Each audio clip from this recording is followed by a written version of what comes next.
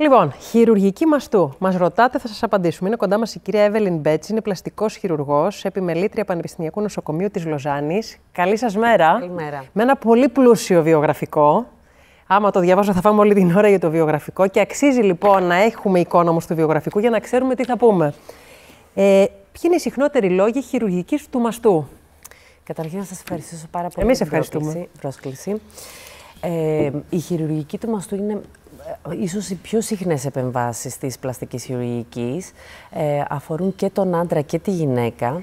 Όσον αφορά τη γυναίκα, θα συμβουλευτεί ένα πλαστικό χειρουργό όταν έχει ένα μικρό στήθος, ένα μεγάλο, μια ασυμμετρία, ύστερα από ένα τραύμα, είτε μετά από μαστεκτομή. Για τον άντρα, κυρίως είναι η γυναικομαστία, η θηλυπρεπής μαστή, καθώς επίσης και διάφορες γενετικές ανομαλίες, οι οποίες συνοδεύονται με αμαστία, με απουσία του μαστού, αλλά και των υποκείμενων ιστών. Μια γυναίκα ή ένας άντρας θα έχει κάποια απόλυτη ένδειξη για εσάς τους ειδικούς για αύξηση του μαστού. Ποια είναι αυτή η απόλυτη ένδειξη? Στη γυναίκα απόλυτη ένδειξη θα έλεγα ότι είναι όταν δεν έχει ένα πάρα πολύ μικρό μαστό που επηρεάζει τη θηλυκότητά της, την αυτοπεποίθησή της, είτε μια έντονη ασυμμετρία μεταξύ των δύο μαστών. Και στον άντρα είναι περισσότερο ένα σύνδρομα και προβλήματα που συνήθως από γενετικές ανομαλίες, όπως το σύνδρομο Πόλαν. Διορθώνονται όλα αυτά? Ναι, διορθώνονται όλα αυτά. Αυτό είναι το θετικό και το ευχάριστο. Ευτυχώς σήμερα έχουμε πολλές διαφορετικές τεχνικές. Βλέπουμε ήδη πλάνα από τις διαδικασίες. Η αύξηση του μαστού εκτός από προθέσεις γίνεται και με άλλους τρόπους. Ναι, πλέον μπορούμε να αυξήσουμε το μαστό σε μικρές αυξήσεις, με μία μόνο συνεδρία, με το ίδιο όμως το λίπος. Μέσω μιας διαδικασίας λιπαναρρόφησης παίρνουμε το λίπος και με ειδικές τεχνικές το εγχύουμε. Αυτή η περίπτωση είναι πολύ συχνή τώρα τελευταία. Μπορούμε να διορθώσουμε ασυμμετρίες, να αυξήσουμε ελάχιστα ένα μαστό, αλλά και αν μπούμε στη διαδικασία πολλαπλών συνεδριών, να μπορέσουμε να δώσουμε έναν ικανοποιητικό όγκο στη γυναίκα. Από την άλλη, τώρα, να πάμε στη μειωτική μαστών, γίνεται μόνο για ιατρικούς λόγους?